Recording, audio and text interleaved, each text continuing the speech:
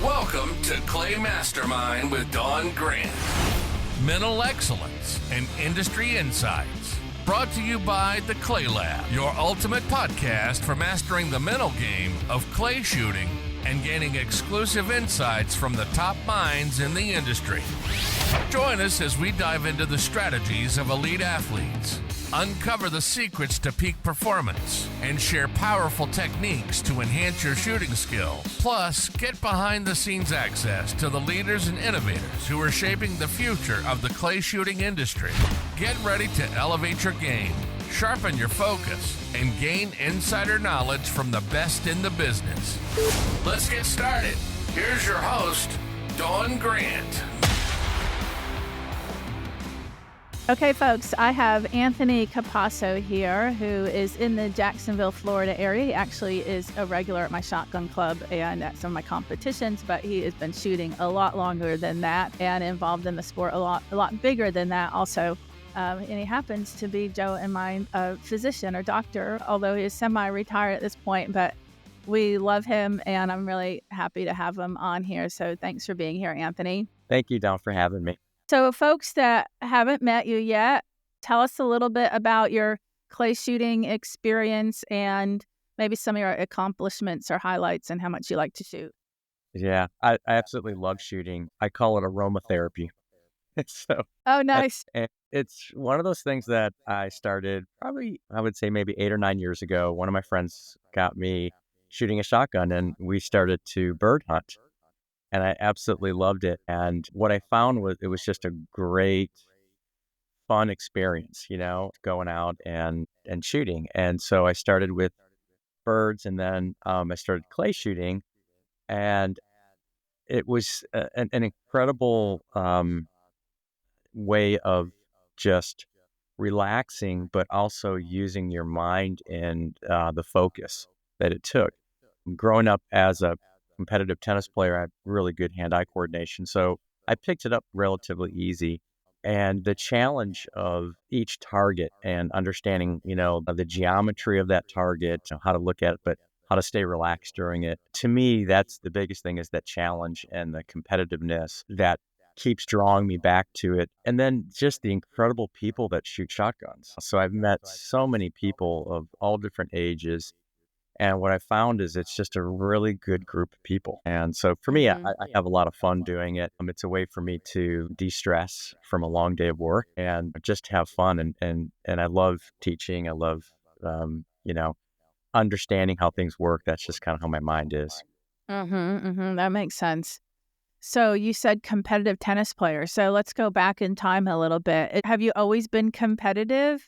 Did you do a lot of different sports as a youngster? Yeah, I started out competitive tennis. I was also very competitive in track, and I played football. So those are probably the three things, the three main sports that I played growing up. And then softball for fun. So I mean, you name it.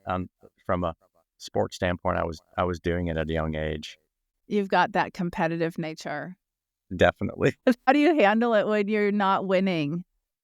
So the way that I look at it, especially with clay shooting, it's really about me getting, and the challenge is me getting my body, my mind into the right place when I'm shooting. So if I'm there, it's great.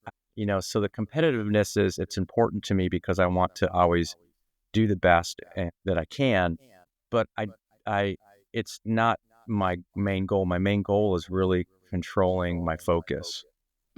I find the hardest thing because there's so many different things when you're shooting that can distract you. And so it's that, understanding how to perform the best, still having fun doing it. And it's, for me, I like to be competitive, but it's not going to wreck my day if I'm not shooting well one day. But I didn't sleep well.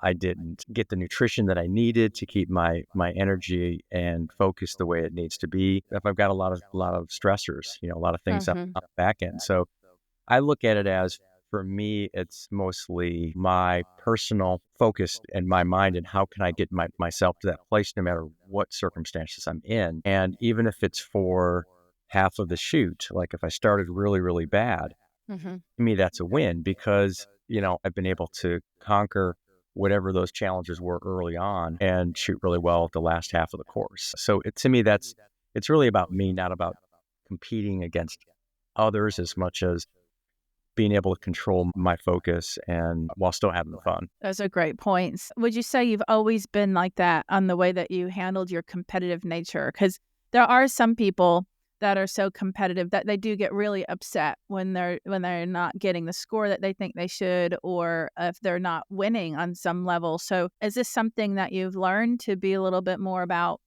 Because what you're saying is you're more about, I want to feel like I've done the best I could under my circumstances versus I Yeah, want to feel like I won. definitely. As a physician, there's a lot on my plate and a lot. Yeah. So it's sometimes hard to brush stuff off that occurred.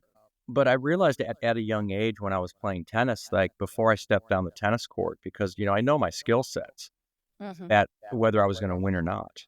And if I went in knowing that I was going to win and this, it was a completely different match where if I went in and just say, well, I'm just going to have fun or I'm just going to, play the whatever, I'm not going to perform at that particular level. So I realized at a young age that really my mindset at the beginning of my shooting is going to determine how well I'm going to do. I mean, that's controlled by me, by no one else besides that. So Hmm. I think both are really, really mental games. And I think that's why I loved tennis at a young age. And so this was just another hand-eye coordination, mental challenge that, you have to be in the right place to perform. So, So if you caught yourself with the mindset of just being there to have fun versus the mindset of I'm here to win, and you said you could tell the difference, mhm. and that if you had the mindset of I'm here to win, you would more likely, perform really well. So is this something that you're aware of and then you adjust? Yeah. So, 100%. I mean, I think, like I said, a lot of it is, well, how well did I sleep? Because my Hmm. reaction times are going to be based on kind of my energy levels, like my food. So making sure that I'm Hmm. prepared. Am I rushing to get somewhere? What's my goal? Am I doing a tournament to train for the big tournament and those types of things?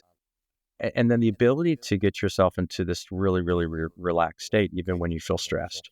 I mean, Hmm. that was one of the big challenges for me was, I would get, when I first started, I was getting really, really nervous. And I'm like, I know I can shoot better than this. I just have to get myself into this really relaxed place. And so sometimes it's just sensing the tension in my body before I shoot. So, that pre-warm up, going through the same things over and over again, I think has helped me when I do shoot well and understanding kind of the tension in my body. If I can relax that tension in my body before I shoot, I seem to shoot much, much better.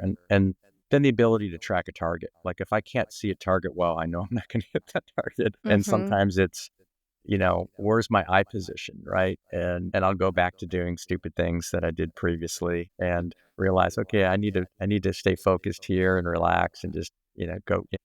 As I call it, just confidence in myself and just knowing that all I have to do is feel that target, look at it, and shoot it, and you know then I'm having a great day. So I love the challenge of keeping myself in this consistent position, consistent manner. So Nice. Yeah, and being able to see the target and just shoot it is if we're not in our own way.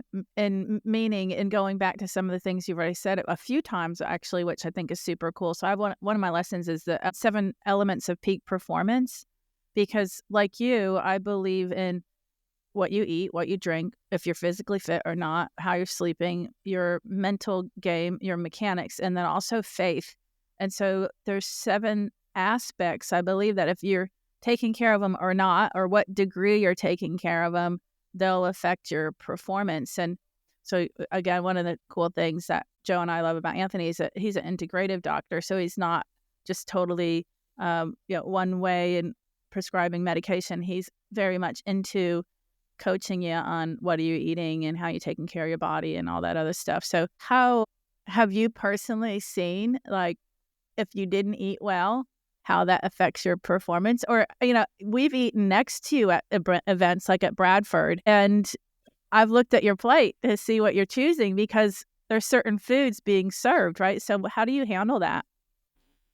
yeah, no, I'm real specific about what I eat. So early on, shooting, for instance, some of the charity tournaments. And the charity tournaments, I think the standard meal is going to be pork, barbecue and some carbs and some sweets. And Hmm. what I found is that if I would eat that, I was so sluggish afterwards. I just wanted to fall asleep. And again, as an integrative physician that really looks at what natural things we can do to kind of help improve, I've known for a long time that certain foods don't, I'll say, agree with me, but I just don't perform well. My Hmm. body doesn't feel well when I eat a lot of carbohydrates, when I eat dairy, for instance, and unfortunately, gluten's probably in that realm too. So Hmm. for me, I want to feel good, and I don't want to affect my confidence because I'm just eating whatever. And so for me, at an early age, I realized, wow, food affects how I feel. And even at some of the non-competitive tournaments, I found that if I ate a particular way, um, that I didn't shoot well. I didn't feel good. I was just sluggish, and so I didn't want. If I'm going to go out and enjoy myself, I want to be able to perform the best I can. I want to make sure that my system's in the best place. And so I always try to make sure that my energy is good. I'm hydrated. And so I make sure I have electrolytes. I make sure that I'm not getting overheated, just kind of the common things that you think about. But I don't want to blame my performance on me not being prepared. It's one of the things that we have control over is what we eat, but you have to be really disciplined, right? And that's something that I've admired with you because I have a lot of info in my brain about the importance of eating healthy, but there's so many factors. Like one could be I'm out of town at an event and I'm just going to eat what's there was one. So that means I wasn't disciplined enough to go to the grocery store and get my own food. Or another is it's a long day. I've worked hard. I'm going to have this, treat or whatever. Or it's Sunday. I've eaten good all throughout this whole event. So I'm going to go ahead and get the pulled pork, and there's these different factors that can come in. A lot of times I will go to the grocery store and I'll bring food for Joe and I. But again, the temptations are all around, especially when the food's free or included at an event, right? You're Yeah, like, I'm going to eat absolutely. this. Yeah. So how do you handle those types of scenarios? Um, I think, when I was competing at a young age playing tennis, I realized early on that if I didn't eat the right way, I would crash and I would lose a match because I didn't feel myself the right way. And I think a lot of that was, just not really understanding what was going on. And I found that, Mhm. if I had more protein in my diet, I had less cravings. So understanding, and everyone's different, understanding what your body needs and how to fuel it is important. Mhm. Now, there's a lot of, I'm sure, of my friends that I shoot with that don't have the same thing.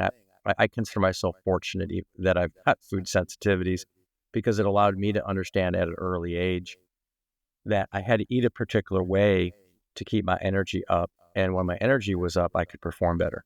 So, Mhm. so for me, it's not as hard because it's been many, many years. And I know, like, if I eat this, I'm not going to feel good. And it's not that it's just that day. The problem is these are immune responses, and these immune responses last, several days to sometimes weeks if I really overdo it. And when you feel inflamed and tired and fatigued, because of something that you did, that's something that can be changed. So for me, it doesn't, it's not a big problem for me because I'm able to understand what happens when I do this. So I just kind of Right. try to stay as consistent as I can. I have food sensitivities, but there's oftentimes I wish they were a little bit stronger. For real. Like, so what happens to me is I'll get puffy eyes and my fingers will get puffy and my nose will get congested. And sometimes 5 minutes after eating something or drinking something, because certain wines.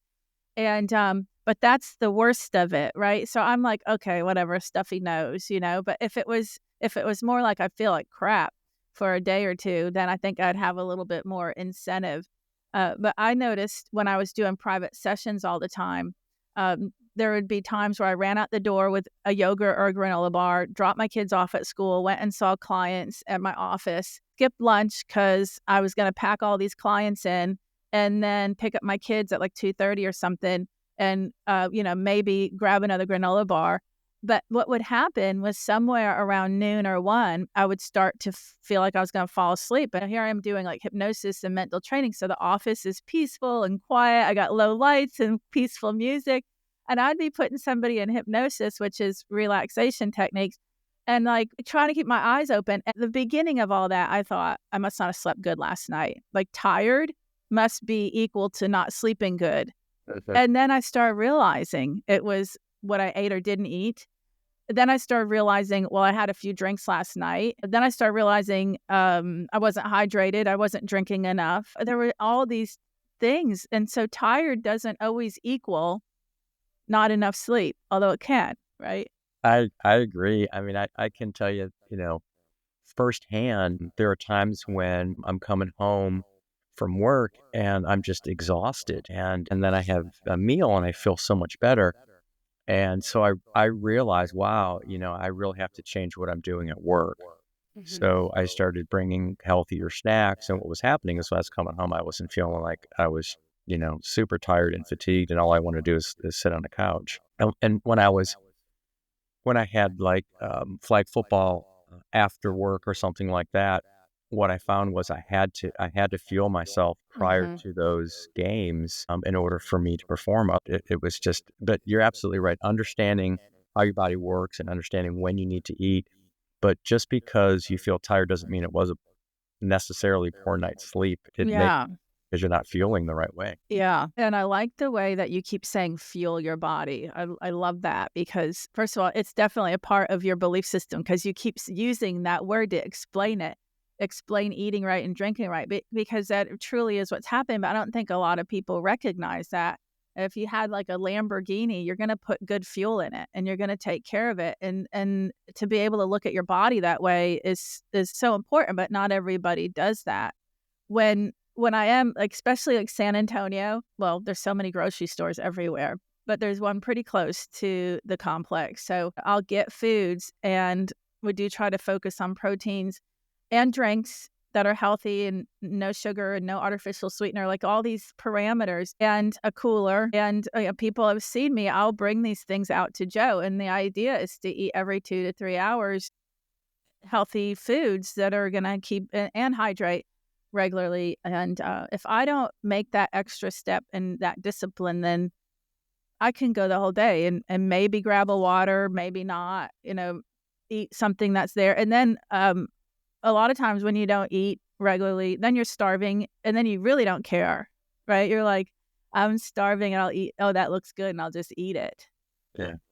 I mean, everyone has different metabolic engines and what their needs are. And understanding those is one of the most important things. And I think playing sports, that's the thing that I realized early on. It's kind of like how caffeine affects you. Mm.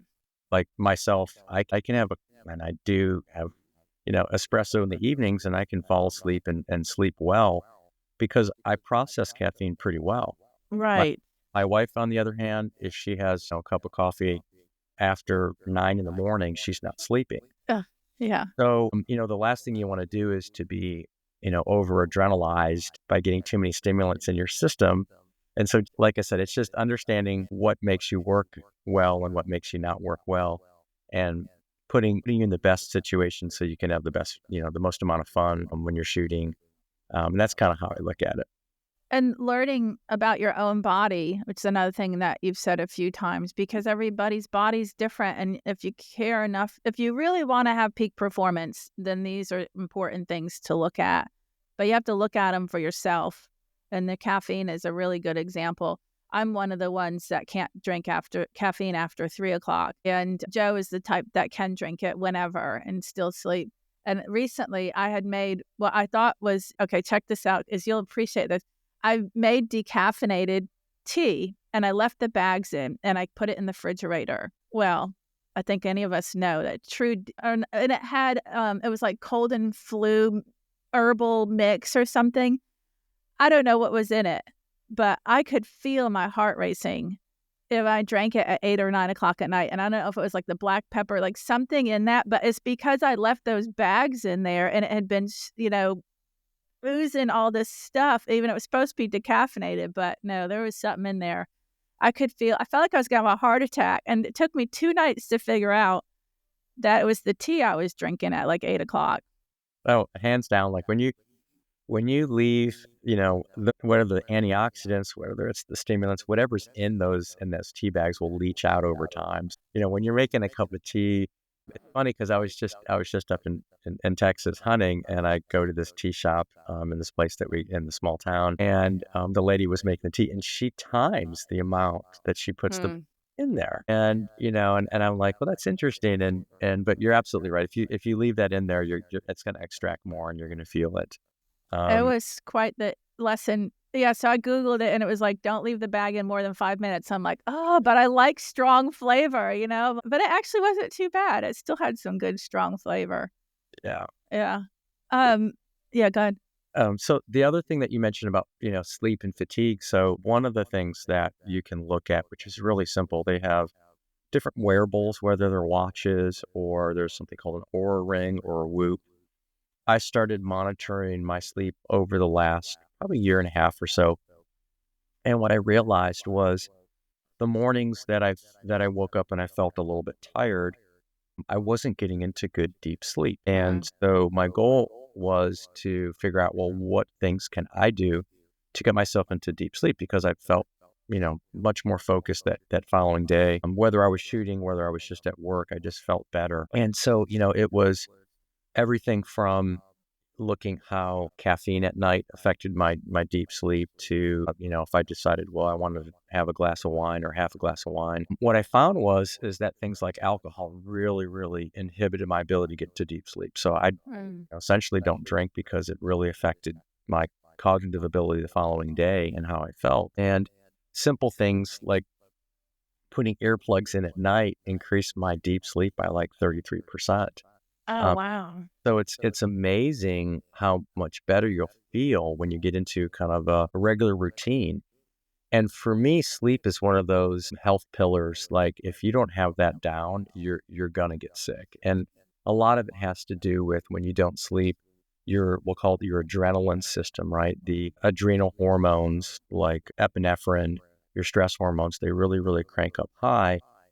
And those things, when they're elevated, affect you in a really, really chronically affect you in a really, really bad thing. So they Mhm. pretty much affect your body's energy, your immune system, your bones, your brain, your heart, all in a bad way. So you never really want to be overstressed all the time, chronically in this kind of stress state.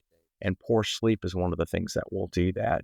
Just by looking at that, that was another kind of eye-opening thing. Like you'd wake up and I'm like, man, I slept 7 hours, but I don't feel good. When then I look back, it was like, wow, it was just all in light sleep. I didn't really get into that good deep sleep.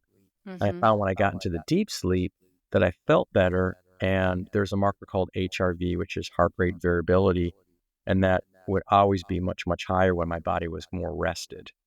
Mhm. So it allows you to kind of understand, you know, how to train, for instance, and and how to perform your best is just by looking at simple things, making sure that you're sleeping well, making sure you understand how to feed yourself. So a lot of those things to me, it's kind of part of what I do, kind of part of what I look at when I'm seeing my patients, Mhm. because those are core things that you have to do to really get your body into the right place to feel good and to perform the best you can. Yeah.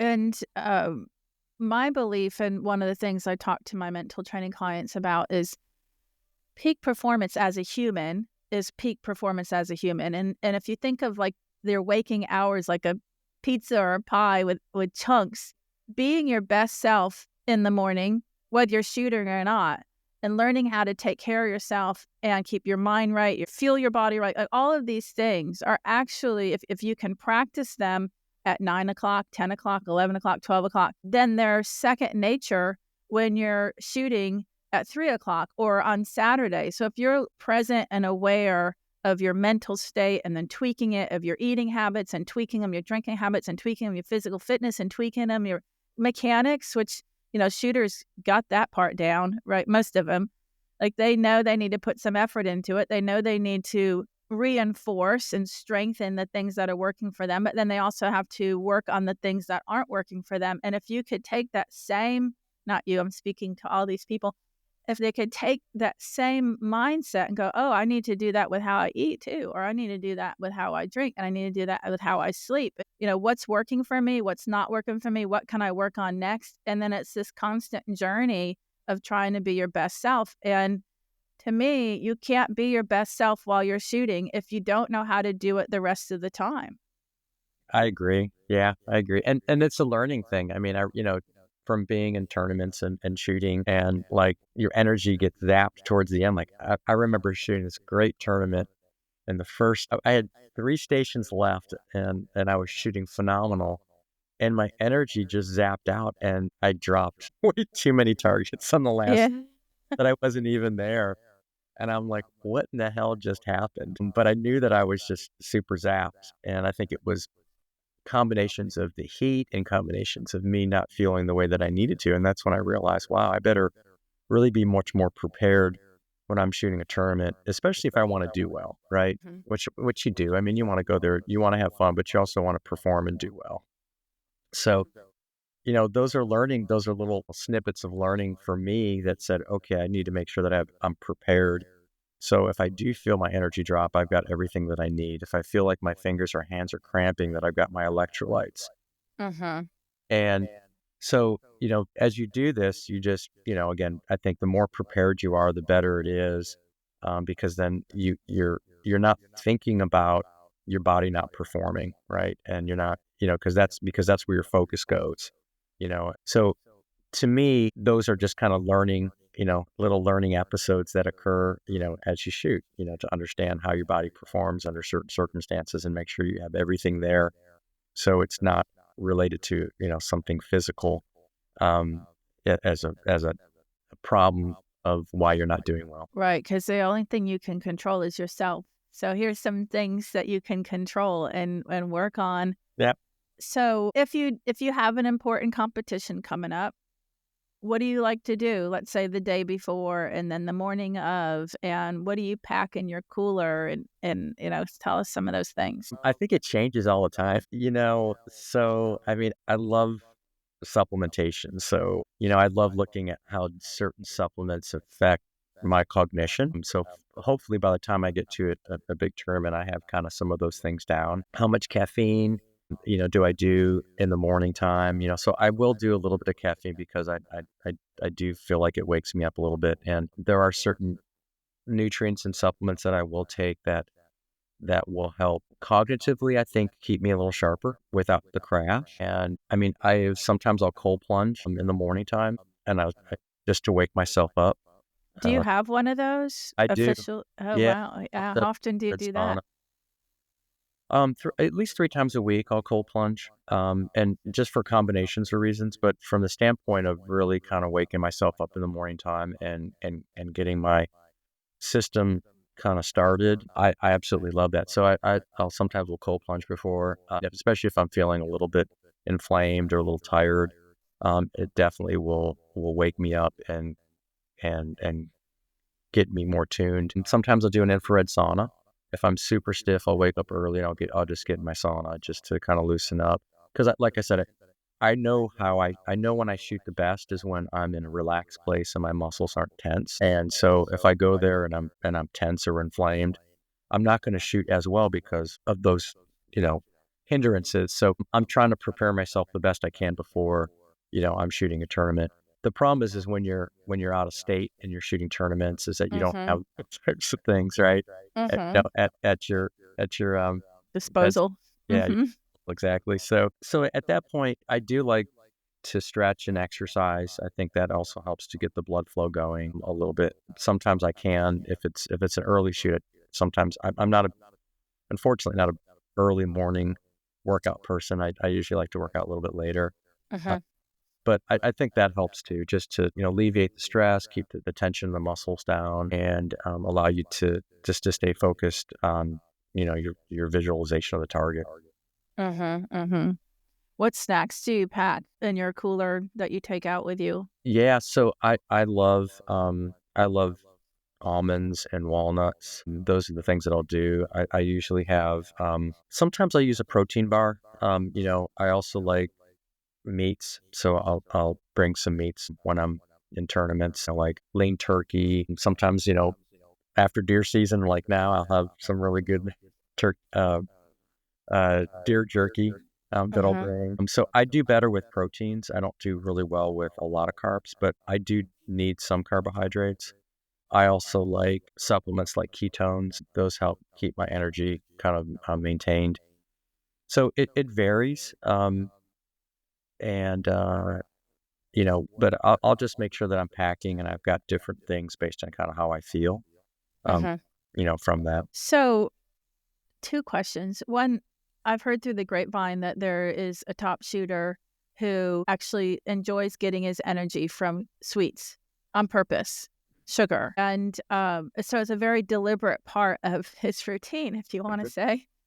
So that, and then also, how would you explain somebody in a sport like this that is maybe not taking these things seriously, not eating healthy, clean, low carb or whatever, drinking a lot of alcohol, but still performing well? So how do you explain that? So I think a couple things. One is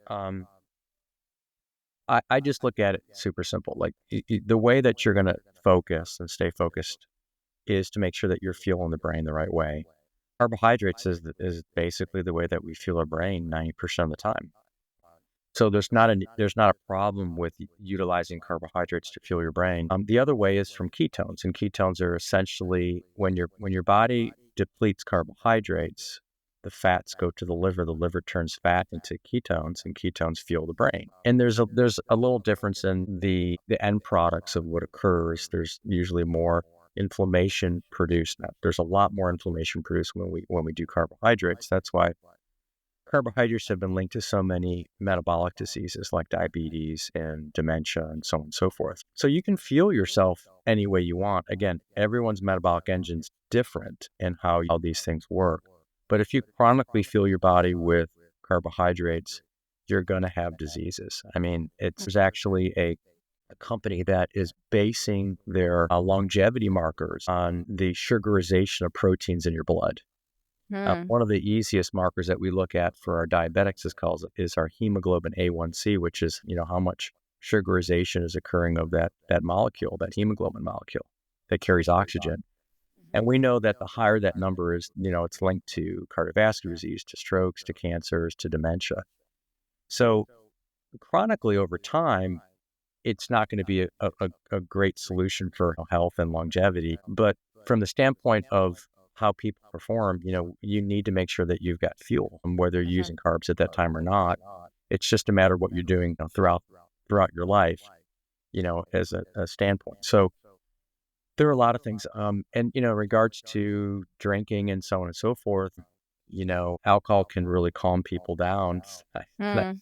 And so, unfortunately, I do know of a person that shoots better when he'll have just like one beer, Yeah. because of the effect that alcohol has. And Oh, yeah. that I would never condone alcohol in a firearm ever. But that just tells you about, what are the reasons. I always try to figure out, well, what's the core reason for something. Yeah. And they'll tell you directly that, I just feel much more relaxed. I'm able to relax more and focus on the target. So whatever allows people to focus on that target, whatever benefits them, you're going to find. Like, we all do things based on, when you first start shooting. I remember I'd watch someone, I would see what they do, and you kind of try to mimic the best shooters. And Mm. then you find that, gosh, I shoot differently. I like this Right. for me. And then you kind of do that, like really like to shoot low gun. That's how I look at a target, and I just point and shoot like I'm shooting birds. It's hard for me to put a gun up to my face and shoot a target well, just because, Right. I'll look at the barrel, not realize it. I'll be behind a target. And I think it comes with every individual shooter's understanding yourself, understanding what works, what doesn't work. And that's why some of the best shooters do certain things. They figure that out for themselves, that, hey, when I do this, I shoot really, really well. And that's to me, the fun of understanding yourself and understanding shooting is like, okay, what things work and what don't. And then, when do you want to apply those? And, some of the worst mistakes I've ever made is to try to apply it during a tournament. Right. Something new. Yes. I'm like, okay, I'm not going to do that again. So, And a lot of shooters know that about the mechanics, like don't apply something new mechanically at a yeah, competition, but it applies to all of these topics, all of these elements. So I call it like 7 elements. And you can't just figure out on a Saturday how to focus better. You have to be working on focus, all week, every day. yeah. But you've touched a lot on being calm, relaxed, and managing stress. So have you read books on this? Have you gone through trainings on it? Like, what's your mental game info that you have there? Because you definitely have some, No, not really. or It's it's more life related. Yeah, I think it's more life related. Hmm. I think from a young age, playing sports and realizing, like I said, before I would step on a tennis court, if my mind was in the right place, I knew I would win. So I knew that that was important. And to me, the ultimate challenge, athletically, is for me wasn't my physical skills because I was blessed to have really good athletic genes, but it was more mentally, like, how do I keep myself in a particular position? Because what'll happen is sometimes I'll get bored. Mm. And when I get bored, I just lose focus. Uh-huh. And what I found, especially in sporting clays, is like when I'm shooting super sport, when I'm shooting five stand, when I'm shooting V-task, that I like those better than Uh-huh. thing over and over again. Like that would like, so for me, one of the biggest challenges is to try to stay focused on the last pair, Yes. four, Yes. because it's like, okay, I got to do this again. But I just crushed the first six, you know, Yeah. then I'll drop one, right? And at the end, and I'm like, man, that's in it. And so I'm like, okay, I have to just say, listen, get yourself into the same place, the same position, relax, Mm-hmm. not bring anything else into your mind. Like, oh, these were easy. This will be easy. And then, so, that's the challenge of the game that I really, really love. And again, to me, it's more, what am I doing to perfect my performance for myself? If I'm doing that, then I'm gonna do really, really well. So I do like to compete, but I think a lot of it for me is competing with myself and trying Mm-hmm. to make myself better. And if I'm shooting the best that I can shoot, then I'm really, really happy. Yeah, I've had a lot of clients tell me the same thing that you said, like sporting clays versus task. And I had heard it enough that I was like, okay, I'm seeing the pattern here. And when you're shooting 3 pairs, 4 pairs of the same exact targets, absolutely the monotony, the repetition of it, it's like highway hypnosis. Your mind's going to wander off, and you have got to have some mental discipline to keep it there. But in fee task or super sporting, the variety of what's going on keeps your conscious mind present. And so for anybody that struggles with focus, which is most people, they have that same thing that happens. So I made the hypnosis audio plan, prepare, focus, I think is what it's called. What goes back to that topic of one target at a time, and treating, if you there and you respect that target, it doesn't matter if it's the first or the last one. You've got to be able to be there mentally and have that respect for it, and that will solve it. But you have to have discipline to do that. You can't just hope it's there. I agree. 100%. 100%. Yeah. Um, the other thing is stress, right? So you're a good example of someone who has a lot on their plate, and whether that's patients or running businesses and managing deals, because you've got different things in the works, obviously family life. So how do you turn that stuff off? So, if somebody's answering their phone while they're shooting, or they have a big deal going on, or something they're trying to close, or a serious conversation that happened before, during that can obviously affect their performance. So what do you do to make sure you're there? Yeah. So I look at it as I have very few moments where I have, we'll call it me time. And this is one of my me times. So Mm. I don't bring my phone with me when I'm shooting in tournaments. The phone's in the car, but I don't typically bring it out because I don't want those external distractions to affect my focus.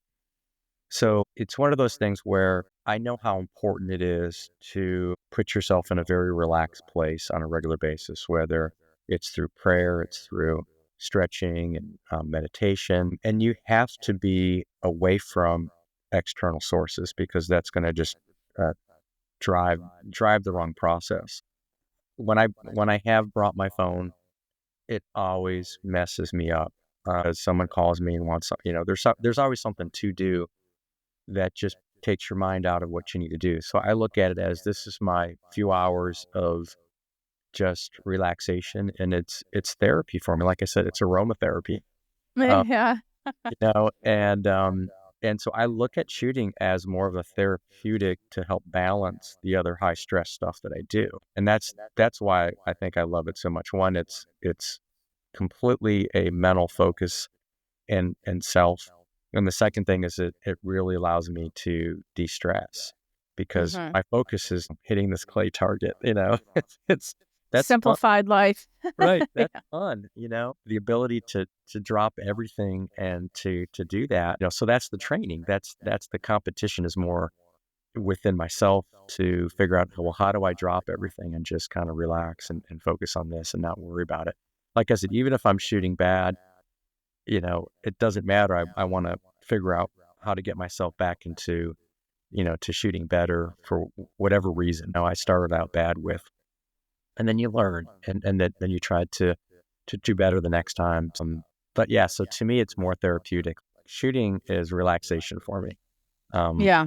Even though you kind of feel stressed when you're there sometimes, I realize that it's like, this is like the best part of my week. It's just go shoot, Aw. my Well, friend, get to shoot, yeah. and it's really good therapy for me. I'm sure that a big part of that is the fact that you're leaving your phone in the car. It's an opportunity to totally disconnect. I have an appreciation for that because I've tried different things. Yeah. Um, like I'll try just turning the silencer off, like turning the volume down or turning it off, silencing the phone, but I still get the pop-ups, right? Yeah. And I can ignore a lot of them, but if there's that one pop-up that's like, "Oh, yeah," and I'm like, "Oh, I gotta take care of that right now," or I can answer that one quickly, next thing I know, I'm caught up in it. And so I've learned that I really like the focus option on the iPhone, and just because of how I am, I want my kids or whoever, especially if they have an emergency, to get through. So the option on the phone is I can allow the favorites to get through, but nobody else. Interesting. And so I set focus starting at 5 p.m. and it doesn't turn off until 9 a.m. And now every once in a while, I'll poke in there because I do have like a nonprofit that is for Christmas. So there's a lot of activity right now. So maybe at 8 o'clock, I'll look to see if there's something going on I need to respond to. But that's like the only way that I can really shut down as an entrepreneur, Mhm. with a lot of things that I'm juggling. So I could see that carrying over into clay shooting. But the other thing I was thinking while you're talking, because you mentioned stress a lot and the importance of relaxing your mind and your body, I've come to learn that things are potential stressors. They don't have to stress you out. Meaning, I had two clients once. They were two different women, both going through divorce, both coming to me to help them to manage in what they're going through and this transition in their life. One of them cried the whole session and was very upset because of, how could he do this? What about my future? What about my children's future? Like she saw doom and gloom in this concept of divorce. A next client, it was just odd. I had them at the same time. She was like, I want you to help me to clarify and get clarity on like, who am I and what's my next chapter and what are some things I can do for myself and like get into some hobbies or interests and just, find out where she, what's going to evolve for her and do that deliberately. And she was not crying. Now, I'm not saying she wasn't upset about her divorce, but, there's a lot of experts out there that will say, divorce, moving, changing jobs, death of a loved one. These are stressors that they're going to stress you out. Where I feel like, well, it's how you think about them.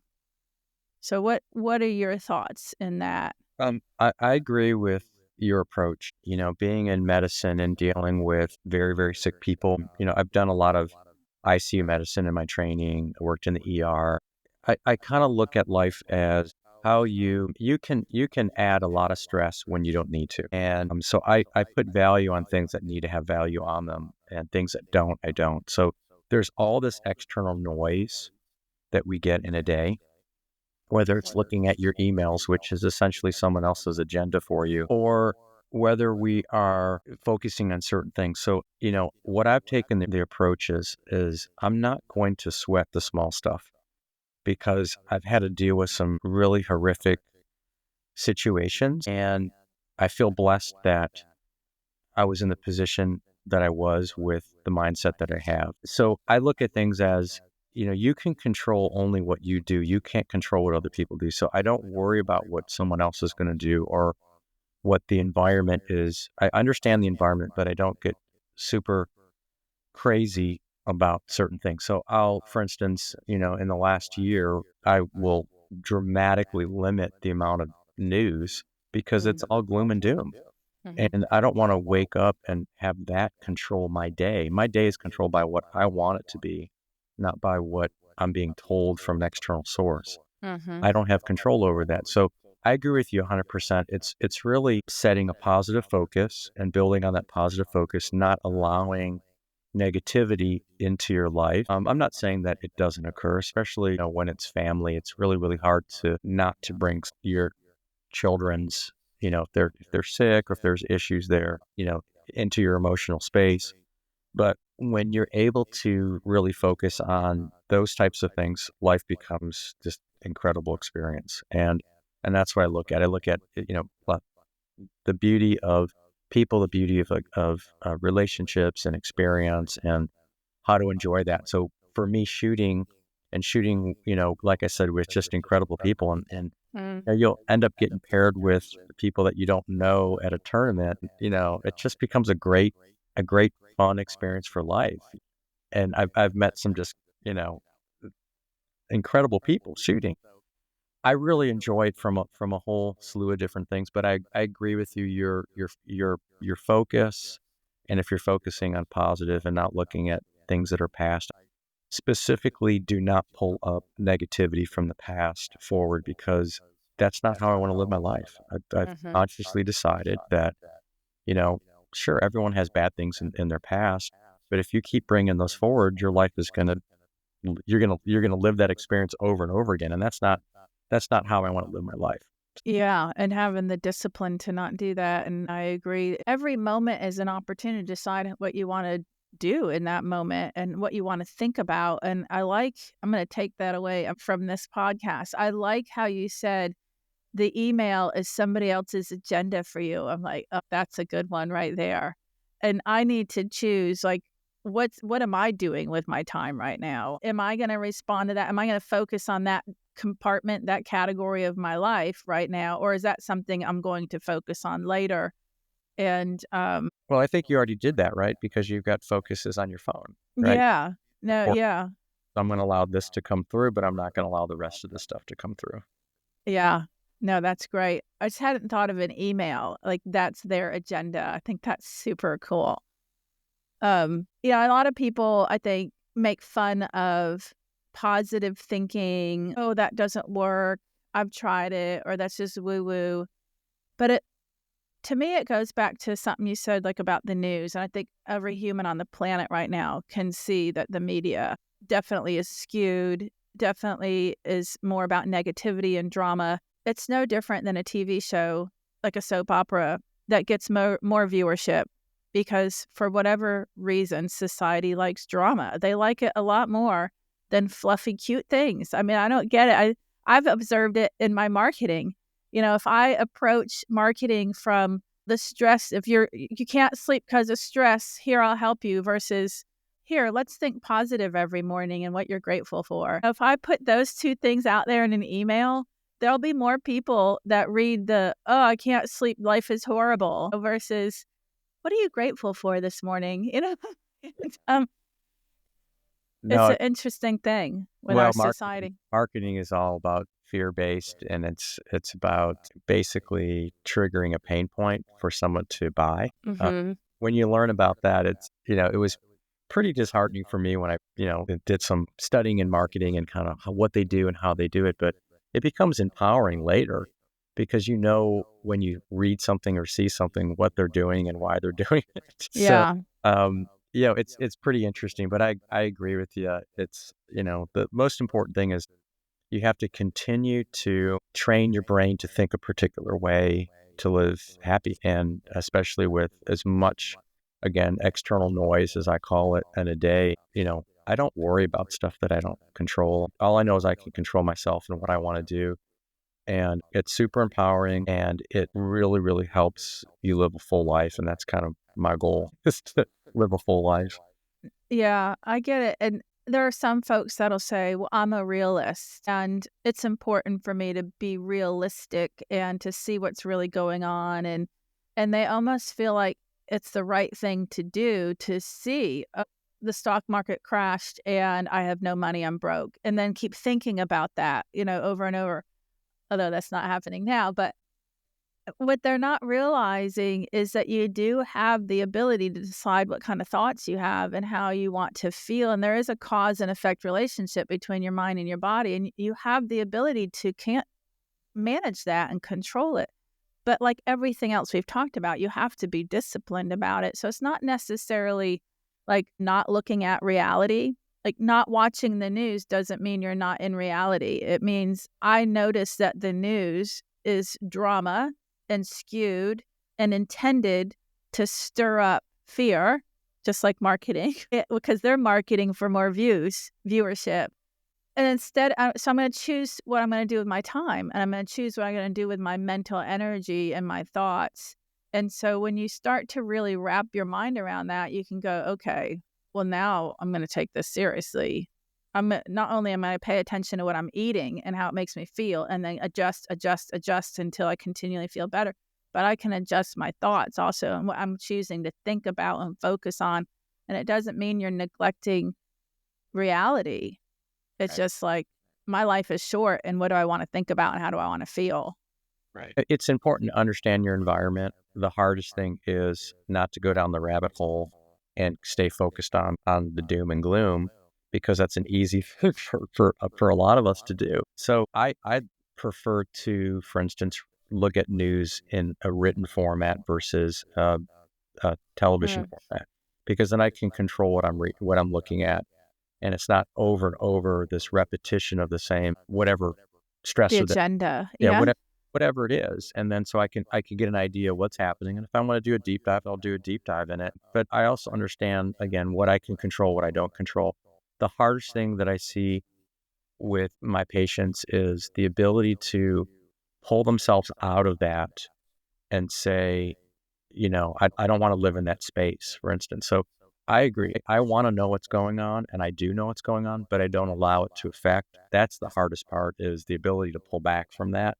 Hmm. But it's doable when you understand that there's this wall of what you can and can't do. And I told my children a long time ago, I said, when you expose yourself to things, expose yourself to the best things, the most beautiful things, because that's how you're gonna enjoy life. That's how you're gonna view things. If you focus on things that are negative, then your life revolves around the negativity of life versus the positivity. And, that's a conscious choice as far as I'm concerned. It is a very conscious choice. And I know that you are highly informed and like to keep yourself abreast of the things going on. And you and I had a lot of conversations through COVID and some of this stuff that was happening through that, and the position you're in as a physician through that. So, and some of the information when you do deep dives can be very depressing and daunting, and feel like there's little hope in certain areas. So,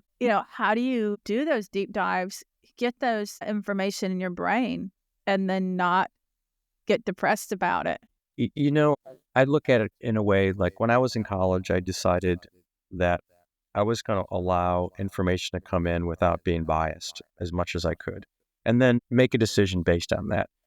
So I want to understand where someone's coming from, and medicine is no different. Like if you think about standardized medicine and institutionalized medicine, it's like, here's the way we do it. You do it this way. It's driven by pharma. I never thought that it was that bad up until COVID. And when you start seeing journals that aren't publishing things that could potentially help people, that's when I realized, wow, the American journals that we value so much aren't. And so, I was forced to look outside and look at stuff that was occurring, in the rest of the world, in Europe. And so what I realized was that my goal is to gather information and then look at the trends, and the trends will tell me if I'm on the right path or not. I don't trust what I read. I don't trust what I'm being told. And I think that's probably why I'm a little bit of an outlier. And that's probably why I went more into the integrative world, is that, like, there are a lot of things that physicians poo-poo that aren't worth anything that I think are incredibly valuable. And I've learned so much from my patients and my clients, And so if someone is sick and I want to help them, I want to know whether it's something that is natural or not natural.